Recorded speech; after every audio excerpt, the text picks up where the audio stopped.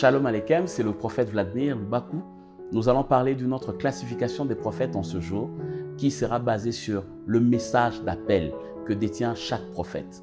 Eh bien, dans l'histoire de la Bible nous a présenté une litanie des classifications en rapport avec le message d'appel que détient les prophètes. Et la première classe de prophètes que la Bible nous présente, c'est la classe des prophètes messianiques.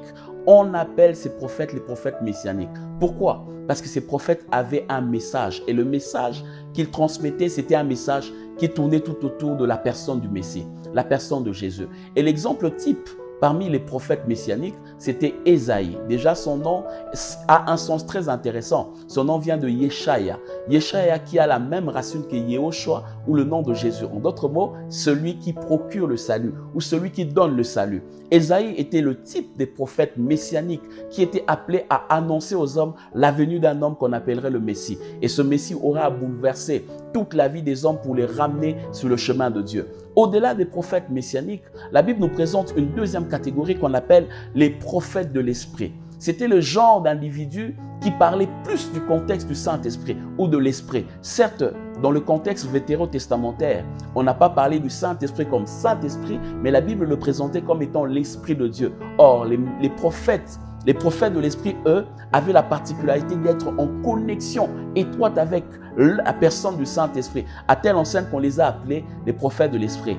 Et l'un des exemples de prophètes de l'Esprit, c'est la personne de Ézéchiel. Déjà, son nom est très significatif. On l'appelle Yézéchiel. Yézéchiel qui signifie « l'Éternel donne de la force » ou « l'Éternel procure de la force ». C'est un peu l'œuvre que fait le Saint-Esprit. Lorsqu'il arrive dans la vie d'un individu, il vient te donner la force d'agir surnaturellement dans le domaine physique.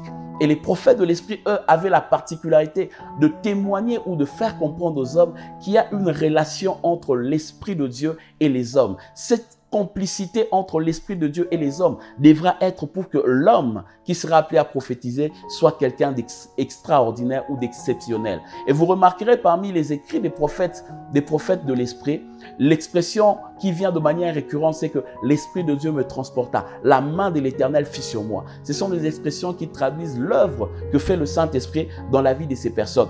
Au-delà des prophètes de l'Esprit, il y a une troisième catégorie et une dernière qu'on appelle les prophètes du Père. C'était des prophètes qui étaient en connexion avec la nature du Père. Des prophètes qui dépendaient du Père et qui considéraient le Père comme étant leur Père biologique. Et l'exemple criant ici, c'est l'exemple de Jérémie, qu'on appelle en hébreu Yirmiyahu.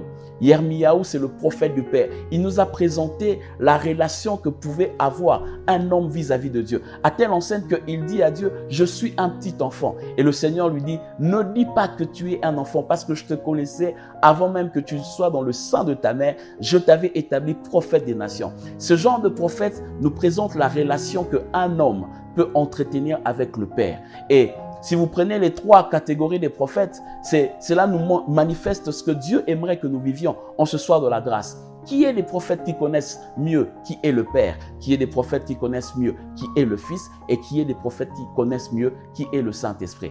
Et je crois que par la grâce de Dieu, nous allons voir autre chose au prochain numéro. Nous pourrons nous arrêter par ici. Shalom Aleichem.